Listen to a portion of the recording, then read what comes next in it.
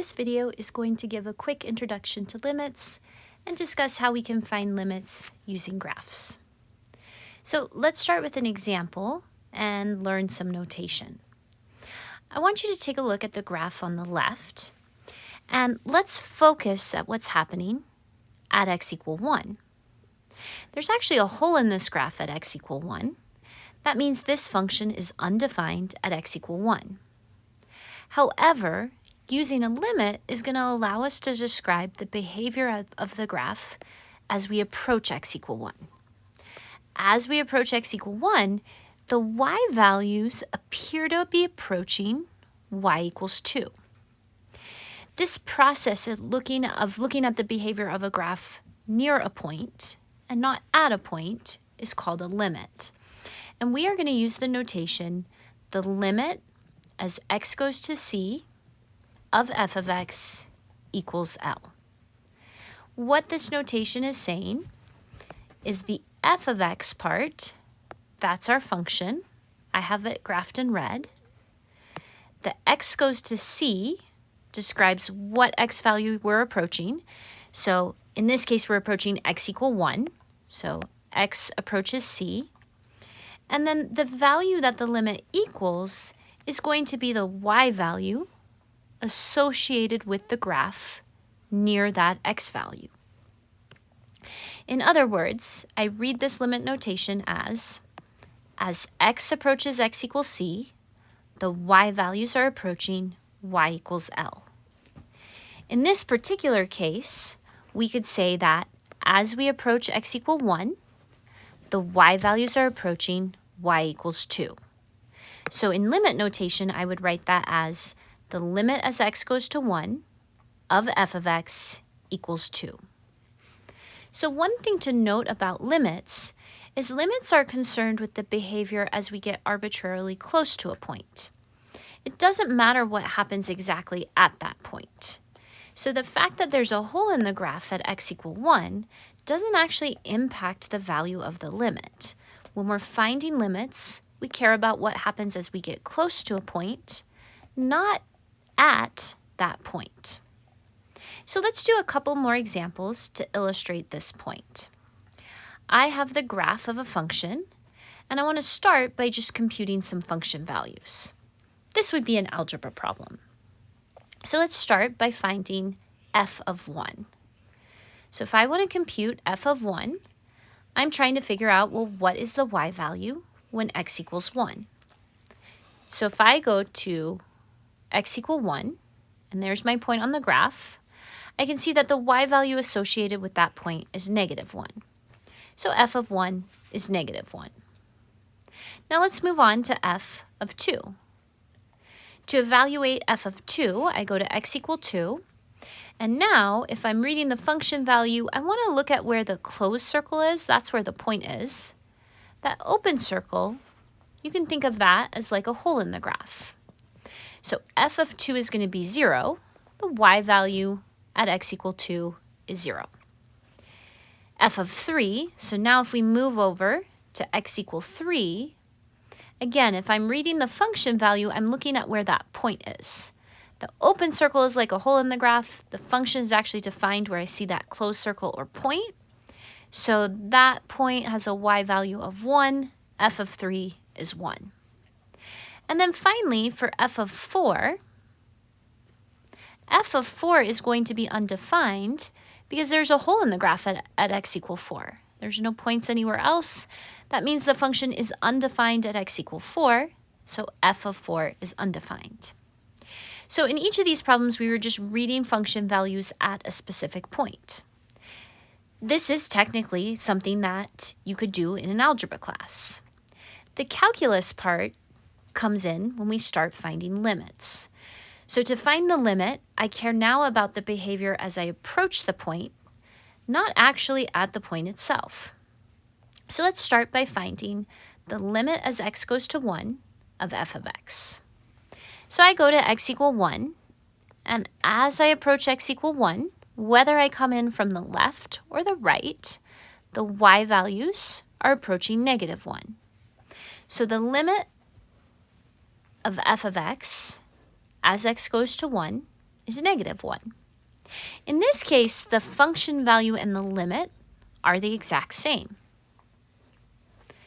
Now, if we move to x equal 2, and I want to find the limit as x approaches 2 of this function, well, if I come in from the left, side, it looks like these y values are approaching 0. But when I come in from the right side, my y values are approaching 1. Because when I come in from the left and the right, I get different y values. Or you could think of it because the two pieces of the graph don't line up, that means this limit doesn't exist. You can just write D and E for doesn't exist. So again, when you're finding a limit, you want to come in from the left and come in from the right and see if you're approaching the same function value. In this case, we're not, so that limit doesn't exist. Okay, if we move over to x equal 3, let's find the limit as x goes to 3 of f of x. So now I'm going to approach x equal 3 from the left. I'm going to approach x equal 3 from the right. And whether I come in from the left or the right, the y values are approaching 2. So my limit is going to equal 2. Notice in this case, the limit and the function value are actually different. Because when I'm finding the limit, I care about what's happening as I get close to that point. I don't actually care where that point is. So my limit is 2. And then finally, let's move over to x equal 4. If I want to find the limit as x goes to 4, I would come in from the left, I come in from the right, and in both directions, my y values are approaching 1. So that limit equals 1. And again, it doesn't matter that there's a hole at x equal 4. It doesn't matter that the function is actually undefined. When we're finding limits, we just care about the behavior as we get close to a point. Now, actually, let's go back for a minute. Now, when we looked at x equal 2, when we came in from the left and we came in from the right, our y values approach different values. And so that means our limit does not exist. Well, we have actually a way to discuss what's happening when we come in from the right and we come in from the left. And these are known as one-sided limits. So I'm going to show you the notation first. Limit as x goes to c with a little plus sign there. That plus sign means we are approaching our x value from the right side. And limit as x goes to c, and see how I have a little minus sign there. That is my limit as I'm approaching my x value from the left. So one-sided limits are going to allow us to discuss what's happening when we come from one direction only. Whereas if you see a limit, like in the previous example, that doesn't have a plus or a minus sign to the right of the number, this is a two-sided limit, so you have to come in from both sides. All right, so let's see how this notation works with an example. Limit as x goes to 2 from the left. So the little negative sign means we're coming in from the left. So if I look at x equal 2, but I come in from the left side only, my y values are approaching 0. So I come in from the left, y values are approaching 0. That is going to be my left-hand limit. Limit as x goes to 2 from the right, the little plus sign means come in from the right side. So as I come in from the right side, my y values are approaching 1. So my right side limit equals 1. Let's do another one. Let's look at 4. So limit as x goes to 4 from the left. If I come in from the left, my y values are approaching 1. And 4 from the right, my y values are also approaching 1.